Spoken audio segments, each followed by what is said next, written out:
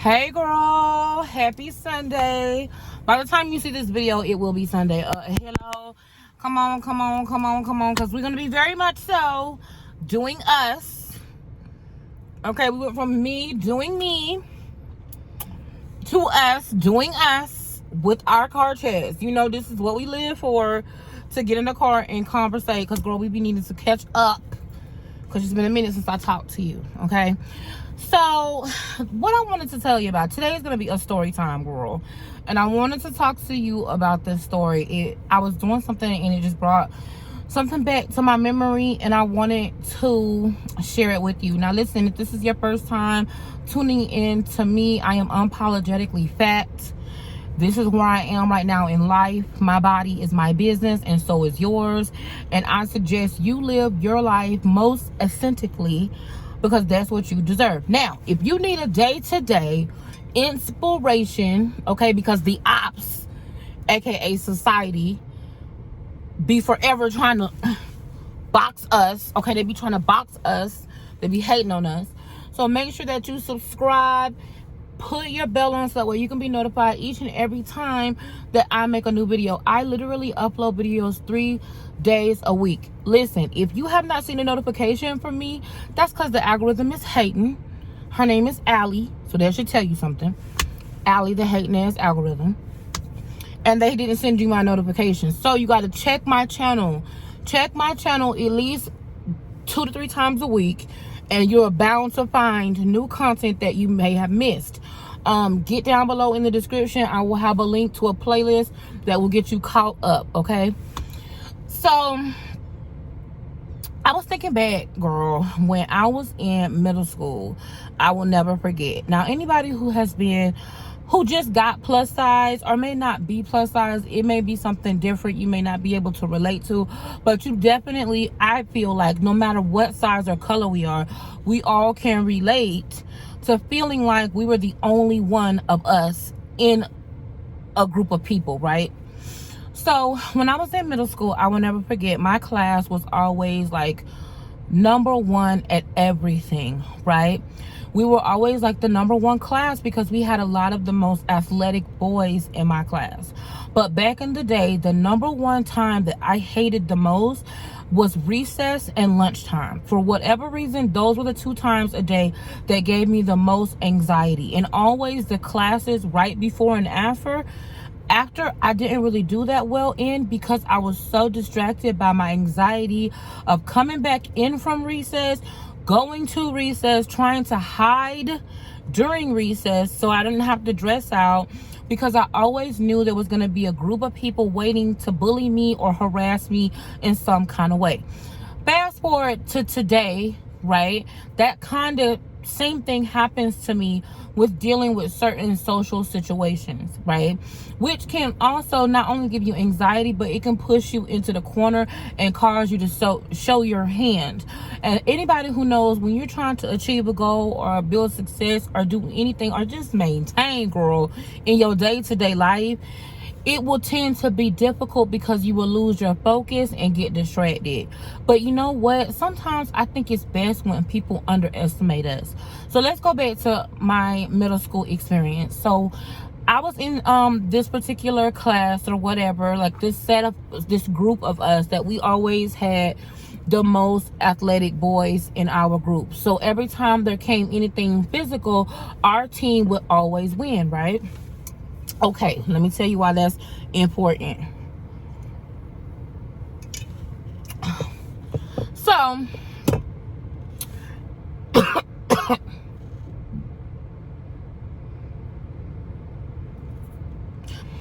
reason why that is important is because, okay, do y'all remember the cookies, the pizza dough, the pies, the candles, the home goods, the kitchen stuff, the chocolate bars, everything that we used to have to sell when we was in school?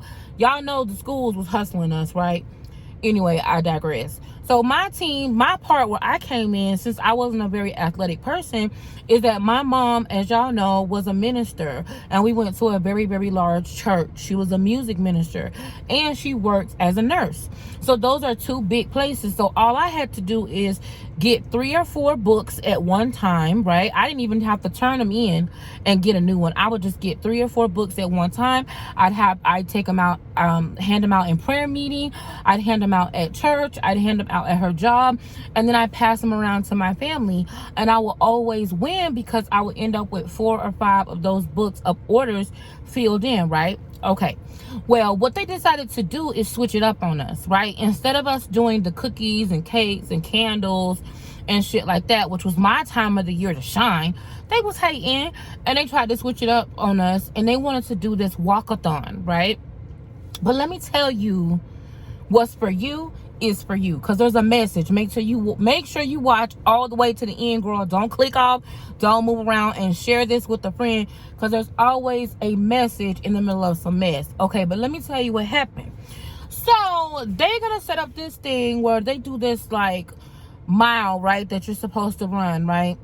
I guess it was some type of standard, and what they wanted to do was to do like a walkathon, right? And they wanted you to literally do a half a marathon over a 3-day period of time, but they was gonna do it for donations and for money, right? So my teacher pulls me to the side, and she was like, Joy, listen, you don't have to participate in this. You're really, you're really good in class. If you like, I can have Mrs. Sonoba come and get you, and you can go down with her and help her grade papers. Now, y'all who have been fat all y'all life, y'all know what it means to be the teacher's assistant. When you big and they doing something outside and they don't want you embarrassed, they let you go down there to the library and help them be a teacher's assistant and grade papers. So that's what I was doing, right? I was looking at the teacher's grade books, putting in grades, grading papers. But I was like, you know what? No, I'm not going down there to be grading papers. Not this time. I want to participate. I told my teacher, don't worry about me. I got this. I'm going to be doing me. Okay. And you do you. And she was like, well, just come see me if you need to sit down, or if you need to stop, or if you need to get some water. And I said, no, I'm good. Matter of fact, give me 3 booklets. And she was like, oh, sweetheart, you think you'll need that much? I said, give me 3 booklets. Now, mind you, on each one of the booklets, I want y'all, because y'all little keyboard mathematicians, y'all do the math. On each one of those booklets, there was 25 spaces, okay? And we were going to be walking over a 3-day period of time. We were going to be walking for 4 hours a day, okay? 3 days during that week. Do the math. 25 spaces. I got 3 booklets this time. I usually get 4, but I got 3 because I was like, girl, I don't know. So fast forward, what I decided to do is to go back to those very same people that knew my mom at prayer meeting. I went to prayer meeting and hit people up. I gave them to my mama so she could take them to, because my mama was doing nursing home at the time and working at the hospital. She was doing both. So I wanted her to take them to the hospital, take them to the nursing home, and take them to prayer meeting. I had one at each one of them, and I had her to hand them out and all of her friends to sign up. For the one that I asked, when they came back, and the ones that was empty, and for the ones that I asked, what I would do to the people is explain to them, oh, well, we have to get donations per mile. And I was like, you can give 50 cents per mile. You can give $1 per mile. I mean, you can give a penny per mile. So, of course, I'm the fat girl. How much money do you think they're going to give a mile? Oh, we'll give you $20 a mile. I'm the fat girl. There's no way I'm going to walk a mile. So I had over 10 people that was going to give me $20 a mile. Do the math. 10 people, $20 a mile. I had 25 per sheet. So that's what? 5? Y'all do the math. That's what? You can't have a half a person. So 3 to 4 people per page that were willing to give me $20 a mile. I neglected to put in the details that it was over a 3-day period of time, 4 hours a day. By the third day, nobody was still walking. Nobody was really paying any attention. Everybody was having free time, okay? Nobody was still doing the walkathon, but fat ass Joy, okay, I was clocking my time.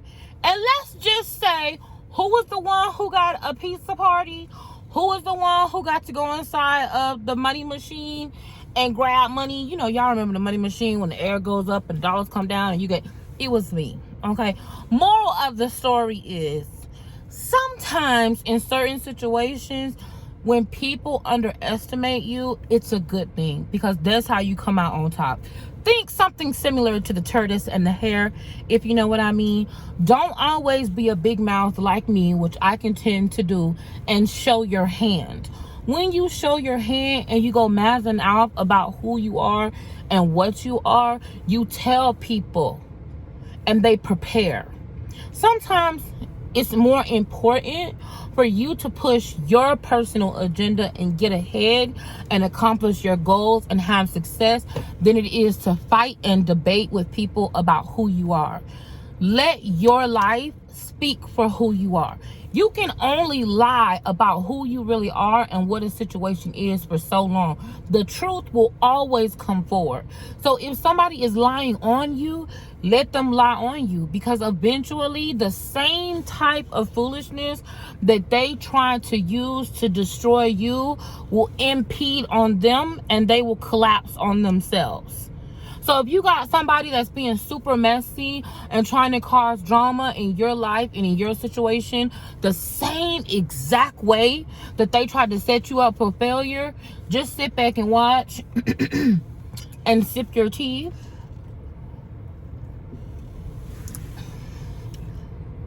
As they implode upon themselves.